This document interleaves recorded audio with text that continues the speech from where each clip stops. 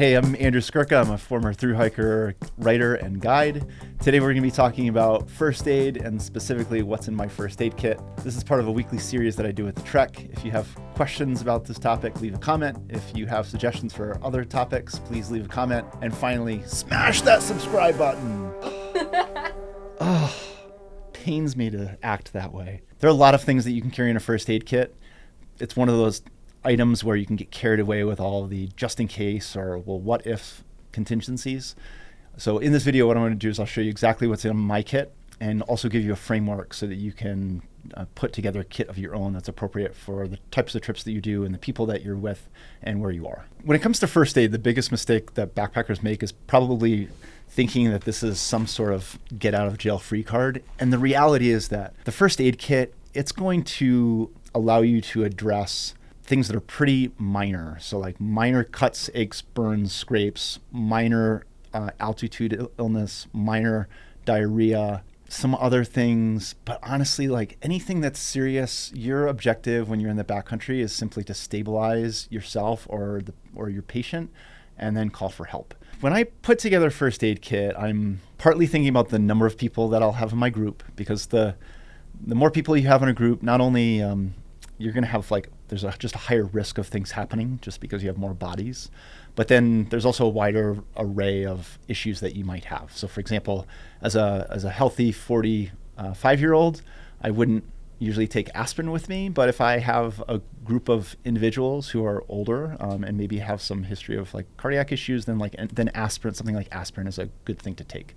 So I'm considering group size. I'm also considering where I'm going to be traveling to, and that will help me build my kit. As an example, this kit right here, this is a group kit that in a couple of weeks from now is going up to Alaska.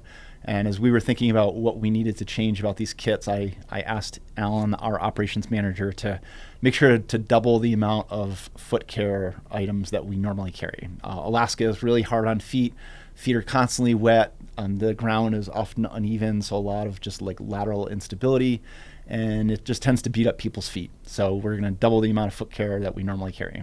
Day-to-day on trail, probably the most common things that we see, some of it is just sort of achiness, soreness, some inflammation, and would be particularly common among a backpacker who isn't hardened. So like a thru hiker that's a month or 6 weeks into their trail, probably everything that would have happened to their body at that point has already happened, and they've fully adjusted to the stress of being on the trail.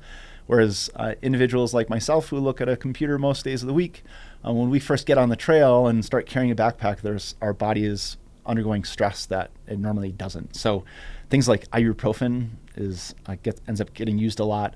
Foot care ends up getting used quite a bit. Another thing that we see is when people travel to a location, they get backed up just because of the travel process. So you have those initial sort of break-in stresses, and then we also see out in the field just kind of minor cuts, burns, and scrapes. So someone nicks themselves with a knife, someone burns a finger on a hot pot, and the first aid kit will have some things to deal with in there. If you're not interested in assembling your own first aid kit, you could certainly head to REI or your other outdoor retailer and find an adventure medical kit like this one, or maybe there are probably some other brands too. And this will get you most of the way there. I've been just kind of looking at the supply list on the outside here. It's a pretty decent kit. There's some things that I think are missing. There's some things that probably aren't necessary, but it's a good starting point. So let's open up and take a look at what we have. And I'm going to kind of go through and do a yes, no, maybe. So cloth tape, this is a pretty small roll. I would want more, because when cloth tape is one of those things it's when you need it, you actually need quite a bit of it. Imagine having to create some dressing around somebody's arm. You're going to need quite a bit of this cloth tape. But this is a great, very versatile. Here's a little bit of gauze. And when you do gauze, make sure that it's the roll gauze versus the squares of gauze. A roll gauze is going to be quite a bit more versatile than the gauze pads. Okay, we have some trauma shears. These are actually great. They're overkill for like soloists. I think that, in my through hiking days when it was just me, I just carried a Victorinox Classic, which has that small pair of scissors on the backside, and that was plenty. But if you are in a group setting, it's nice to have a real pair of scissors where you can cut things, either like clothing, not so much. I've never had to cut clothing, but definitely cutting any of these medical supplies, and also getting really nice cuts on pieces of tape when it comes to foot care. Here's another roll of gauze. I would say the way this kit is described, so 2 people for 2 days. Man, if you use up two rolls of gauze in 2 days, that would be something. You've done something wrong.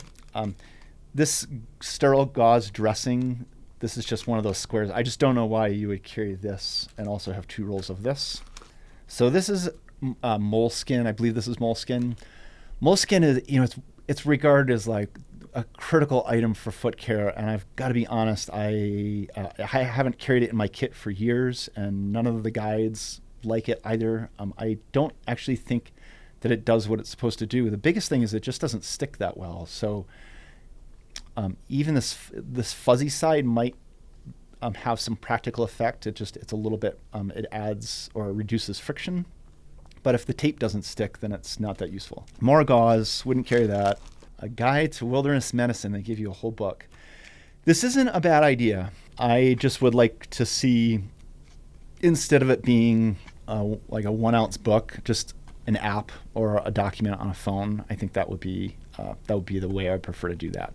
I guess the other thing I would say about a book, I've been guiding trips now this is year 16. So I have taken 16 years ago, I took a wilderness first responder course, which was 80 hours of medical care or medical training.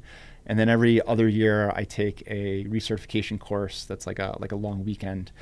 And like by this point, I feel pretty, like a lot of my knowledge is second nature. But if you're a newer caregiver, it's nice to have a resource like this, because you won't have had that much experience in actually providing care, and you just won't have had like the years and years of retaining this information.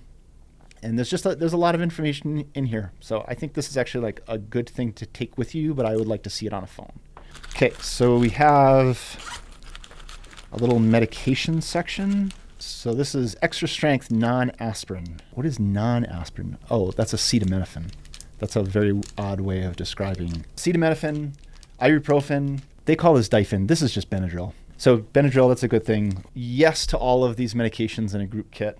But you know yourself, when was the last time you took aspirin? Do you ever take aspirin? If you don't take aspirin at home, I don't know why you take it in the backcountry. And the same thing with Benadryl is nice, but it does make you drowsy. So one thing to note, so the ibuprofen and the Tylenol, these can be combined. Look up the ratios. They can be combined to create a pretty good narcotic, like a pretty good painkiller. And that's an over-the-counter solution to having essentially a prescription painkiller out in the field. Okay, pair of tweezers. These are great. These are really good tweezers. When you need tweezers, having a good pair makes a big difference. Like, getting out like some cactus thorns or some cactus spines, getting out a splinter, pulling a tick out of some part of your body where it's been embedded. Definitely a good pair of tweezers is key. Safety pin. Yeah, I don't remember the last time I needed a safety pin. So that would be a no. Okay, and then what sort of fun stuff do we have here? So triple antibiotic ointment. You can take this. Just be aware that some people don't do well with this. They might have a reaction to it. And it's not a substitute for just thoroughly irrigating a wound with like some water and then maybe some soapy water. So I'm going to say like this is probably a maybe. Sting relief pad, insect bite, antiseptic, and pain reliever. Yeah, I just don't see that happening. Alcohol swabs. This could be good for cleaning. This looks like a butterfly bandages. So the butterfly bandages, this is a good thing to have with you. If you ever do get a laceration that where you're like, ooh, man, this might need some stitches. And I've seen this happen where in the backcountry, someone falls and hits a head, for example, where they're going to need a stitch or two. But a butterfly bandage is a good field solution for that. You might hear the origins of super glue, or I believe that the stories of origins of super glue are from Vietnam. They're using it for wound care. I would discourage you from sealing up something with super glue because it's going to be difficult to get treatment of that wound after the fact. And then there are also this is a knuckle Band-Aid and just the normal like Band-Aid strips. If you are some Band-Aids are kind of nice. I think carrying like one each of a couple of different varieties of Band-Aids. So carry like a knuckle Band-Aid, carry a fingertip Band-Aid, carry a normal Band-Aid. Yeah, you can make a Band-Aid of cloth tape and some gauze, but Band-Aids they exist for a reason. They're super simple, really easy to use, and they weigh almost nothing. Okay, and then in the last pocket here we have a category called Stop Bleeding Fast. So we have nitrile examination gloves. This is a critical item for any first aid kit, at least in a group setting. And then there's a sterile trauma dressing. Interestingly, when I think of stopping bleeding fast, I'm surprised that this isn't a hemostatic. Is it hemostatic? I think it's hemostatic. Hemostatic gauze. It's a special like powdery treatment that helps the blood clot more quickly. So it's a little surprising to me that that's not included in here as part of the Stop Bleeding Fast kit. But I would say overall, it has a lot of good items, also quite a bit of overkill. Maybe you could describe some of these items as just like filler to make the kit seem very valuable because it has a lot of items in it, but not stuff that really I would consider to be essential. Maybe one more thing about this kit. I will give adventure medical kits like an A for presentation. Like this is, just notice like that this bag has all of these nice compartments in it. They've even kind of given you some instructions about wound care, burns at the top, stop bleeding fast at the bottom, zippered pockets. Like that's a pretty slick way to do it. And they have all these like cute little individually packaged medications. That's like, it's presented very well, especially once you see ours. You can just dump it on the floor. Okay, so let's see how my kit compares. This first aid kit, this is going to Alaska in a couple weeks. It's designed for up to 11 days in length, and it will have up to 9 people. Usually most members of the group have a little bit of first aid supplies of their own, so probably like everyone has a little supply of ibuprofen, maybe some foot care, but the group will rely on this first aid kit for things that are less common or less expected. I'm gonna actually so in our kit, we combine first aid and foot care and gear repair in the same bag because there's some overlap between them, and it's useful just to carry everything together. So let's go ahead and maybe start with our medications. So the first thing we have with us is NyQuil and Dayquil. If you have ever gotten like sick, like cold, like a fever or like a cold, like a bad cold or COVID in the field, you know that it's very difficult to be out there without Dayquil and NyQuil. We carry with us acetaminophen, also known as Tylenol. The related drug would be ibuprofen. We have some Imodium for antidiarrheal. Also related to going to the bathroom is this one packet of Smooth Move tea. It's one of those items that most people don't think to carry. But again, if you're traveling, like you've got to get up at say 4 a.m. in the morning to catch an early flight, then you sit on a flight, you're not drinking any water because you have a window seat. You don't want to bother the people next to you. People get backed up when they travel. So I'm sort of shocked at how often the Smooth Move tea gets used on our trips. There's a reason we continue to pack it. Also for medications, I have some Benadryl and some aspirin, and the last thing in here is some caffeine. These are 200 milligrams of caffeine, which is kind of a weird thing to take with you. But just, some people maybe needing an afternoon kick, or like they're just kind of feeling out of it. So some caffeine is a nice thing to carry with you, and it allows you to not have to stop for coffee if you don't have time, or it would be just disruptive. All right, foot care. So these are 1 foot long strips of leukotape. Leukotape is Leukotape, and the reason we put them on the back of mailing, it's like a mailing label backer, so that paper that you are left with after you use up all your mailing labels, it's phenomenally sticky. That's the best thing about leukotape. So it's great if you're getting a hot spot or if you have a blister, where you can put that leukotape on there and it will What I like to say about leukotape is that leukotape comes off on its own time frame. So like if you put leukotape on, do not try to take it off, just let it be. And maybe as it starts to come off, you can give it some help, but don't take it off prematurely. If you are putting it over a blister, please do yourself a favor and make sure to put a little bit of gauze over the top of the blister, and that way the leukotape is not going right on top of that blister and attaching to that skin, because when you pull, if you ever have to pull that tape off, or if the tape naturally starts to peel off, it will just rip that skin right off with it. And that's kind of the last thing you want to do with a blister. You need to keep that skin on the outside of the blister, protect that very vulnerable skin underneath. The other nice thing about these strips is that you can cut very precise sizes. So for example, if I wanted a piece for the back of somebody's heel, I could kind of just hold it up to their heel, get a sense for how big I need to cut it, and then I could just cut nice round edges, and that way the edges don't peel. So I have with me a lot of leukotape. The last thing in the foot care kit is just a little bit of some foot balm. Again, most people in the group will have their own supply of this, but this is just backup for anyone who needs it. The other thing that we'll use the balm for, and this is like the one downside of leukotape, is that some of the adhesive can sometimes push through the tape and it will like start sticking to a sock. So sometimes what I'll do is I will put leukotape on a foot, and then I'll put some balm on the exterior of the tape, and that allows the sock to slide nicely around the leukotape, as opposed to it getting stuck and like exacerbating some of that friction. We carry a pair of child scissors with us. So these are like kids scissors. You can buy, I think the brand is usually Fiskars. They're inexpensive, they're lightweight. And this is, if you're having to do quite a bit of foot care or wound care, having a real pair of scissors is a really nice thing to have. So this is a little bit of wound care. I have with us one roll of gauze, and honestly, like for an 11-day trip, I would like to see one more. So that will have to get updated before we go. I have a full roll of cloth tape. And finally, the last thing I have with me, I have some Coban. A Coban it's a self-adhesive wrap. So it's kind of like an ace bandage, but it will stick to itself. So it will provide a little bit of rigidity for someone who, say, maybe has sprained an ankle, but it can also be used to help with a wound. So if you were to have, like, say, a wound on your arm, you could wrap it with the Coban tape, and it would kind of stick to itself. Maybe for backup, put up a little bit of cloth tape over the top. We're continuing with the theme of wound care. So I have with me 1, 2, 3, I think that's 3 pairs of nitrile gloves. I have only with me a few Band-Aids.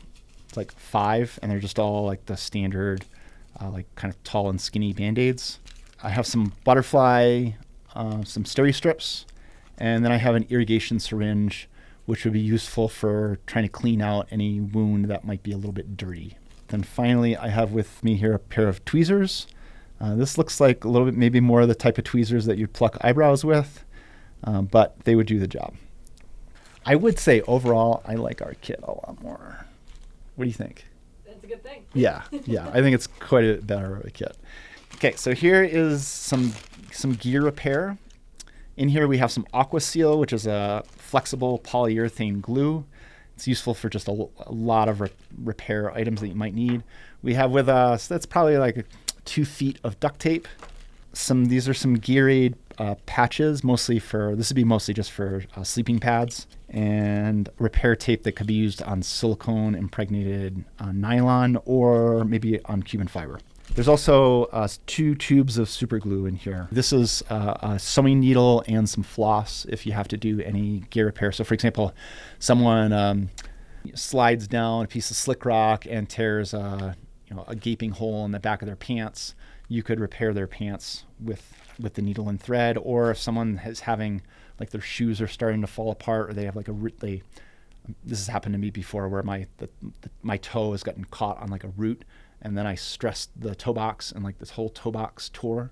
So you can repair gear out there, especially the woven nylon type materials.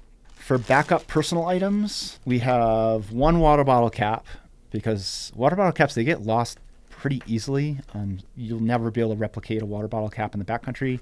We carry a backup lighter for someone who loses theirs. We carry a backup spoon, again, for someone who loses theirs. Have you ever seen someone who carved a spoon out of wood and thought that it was as good as the spoon that they could have brought with them? Another backup item we have with us, just 1 head net. And head nets are something that also can get lost very easily. They can get, if you have it on the top of your head, but you're not wearing it, sometimes it'll just get like caught by brush and it'll be ripped off. Or if it goes in a side pocket, it could easily fall out without you noticing. Maybe it gets grabbed by brush. The last thing we have in our first aid kit would be some female hygiene items. And this would just be for backup for any of the women in the group who may have timed things or whose timing didn't work out that great, or who just need more supplies. So that's our first aid kit. This kit it's time tested, it's field proven. We've been running with some close version of this kit for many years now, and every once in a while we make a little tweak to it. But if you were to replicate this kit exactly for backpacking trips for adults, I think you'd find you feel like you're in pretty good shape. Jessica says that I should include a disclaimer. I am not a doctor. I have had at this point in my life maybe less than 200 hours of medical training. Do with this information what you want, but realize that it's got a big asterisk next to it, that the source of the information may not be that medically qualified. So I've just described to you everything that's in our first aid kit, but I want to show you two other items that many times have actually proven more useful than anything in this pile. The first item would be a satellite messenger. This is the Zoleo, but you could also, the InReach would be the other popular model. These satellite text messaging devices, this is totally the way to go nowadays. Like the satellite phones for a while were you would think that they're better because you could actually call and convey a lot more information. But my experience with the satellite phones is that so much of the time you're like, can you hear me? Oh, no, the satellites are disappearing over the mountain range. I'll call you back. Information that's in writing is you can be much more clear about it, much more succinct. No loss of meaning in a text message, or at least relative to a very interference-laden satellite phone call. The other item that I like to carry with me that, again, it's not part of the first aid kit, but it's become very useful in first aid scenarios, is a small scale map. So this is a recreational map, like a Trails Illustrated from National Geographic. A map like this will have a very large area on one piece of paper. So for example, this is on the canyons of the Escalante. And if you were to hike everywhere on that map, it's probably like a 1 month long trip. And even then, just the perimeter of that map, it's probably even longer. It's probably like a 6 week long trip just to do the perimeter of this map. And by having a very large map with you, you can, in case of a first aid scenario where it's not just a minor cut or burn or scrape or some minor diarrhea, it's kind of like, hey, we need to get this person out of here. Or we need to start heading back. So that's kind of two different senses of urgency. We need to get this person out is like a self-evacuation. What's the closest trailhead, versus hey, we need to shorten our route because not everyone in our group is at full strength. So what are some shortcuts that we could take? So you can lay this map out on a flat area, and you can very easily see all of your options. It's way more useful than trying to look on your phone. So yes, on my phone, I can have downloaded all the information on this map, the same data, the same map images, but using a phone, pinching, zooming in and out. I think the right analogy would be to say that when you're using your phone, looking at a large area, it's kind of like looking through a straw. It's very difficult to really put the whole thing together. If you would like to build your own first aid kit after watching this video, it's a little old at this point, but it would be a good starting point. I did years ago put the contents of our group first aid kit on my website. So if you want just a simpler list, you can go ahead and find it there. We'll put the link in the description. If you are planning on spending a lot of time in the backcountry by yourself, or if you are planning on spending time with others where you will be somewhat responsible for that group, so this could be maybe you're going backpacking with a spouse and kids, you're going backpacking with Boy Scouts or Girl Scouts, you're going backpacking with some friends from work who are less experienced than you. Basically, anytime you're kind of in that trip leader capacity, I would definitely recommend taking a wilderness medicine course. There are two very common levels. The basic level is a wilderness first aid, so that's a WFA. It's usually a 16-hour course, and the certification, which would be given to you by a group like Knowles or Wilderness Medical Institute, would be valid for 2 years. So you actually you have a certified wilderness first aid certification for 2 years. The next level And this is quite a bit more of an investment in terms of both time and money. It's a wilderness first responder course. And that's sort of the considered to be the gold standard for trip leaders or for instructors or guides. That's an 80-hour course to start, and then it also needs to be renewed every 2 years. You can go beyond that too, where you're a wilderness EMT, a WEMT, and that's like a whole nother level of training. The goal in these courses is somewhat is to give you good information on how to deal with certain first aid scenarios. So like, hey, if someone dislocates a finger, here's what to do. But it's as much a framework for how to approach first aid scenarios in the backcountry. So they'll oftentimes give you mnemonics. So for example, Knowles uses one, A, B, C, D, where you would get to a situation and you would be thinking about airway, breathing, circulation, and whether you want to disable them for a spinal injury. Or there's another one with a 1, 2, 3, 4. I think there's even a 5 where it's 1, who's number 1, I'm number 1. So but basically make sure that you don't put yourself in danger. 2 would be what happened to you. 3 would be not on me. That's where you put on your protective stuff. 4 would be, are there any more? Like, is it just one person or is there 2? And then the 5 is, what's the vibe? Like, kind of what's your sense of what happened? Quick tangent. I'm running, coming back from my house on a run yesterday, and I'm running up the bike trail, and as I'm approaching this trail crossing over Bear Creek, which is just a seasonal creek that flows through Boulder, there's a woman like in the creek, and she's like looking around in the creek as if I'm like, what is she trying to like catch fish with her hands or something? And as I get a little closer, I realized that she had just ridden her bicycle off the bridge and had just crashed 5 feet down into the creek. And I was the first responder in this case, and just being able to go right into that medical mindset of like, okay, one, who's number 1? I'm number 1. Okay, yeah, no other clear and present dangers. I'm not below an avalanche. There's not a rushing, raging river in Bear Creek. Okay, so then, 2, what happened to you? It looks like she might have fallen in the creek. So again, just being able to go right into that medical, like it's kind of second nature, is really helpful when you are actually in a medical situation. Thank you very much for watching. This is part of a weekly video series that I do with the Trek. We release a new video every Monday at noon Mountain Time. If you have questions about this topic, go ahead and leave a comment. And if there are other topics you'd like me to address, please also leave a comment. If you've watched this video and maybe other videos like it, and if you like them, please go ahead and subscribe. I think the YouTuber language is smash that like button. No, smash that subscribe button. Did I get it right? Right, we'll take both. We'll take likes and we'll take subscribes. God, so YouTubery. Such a no.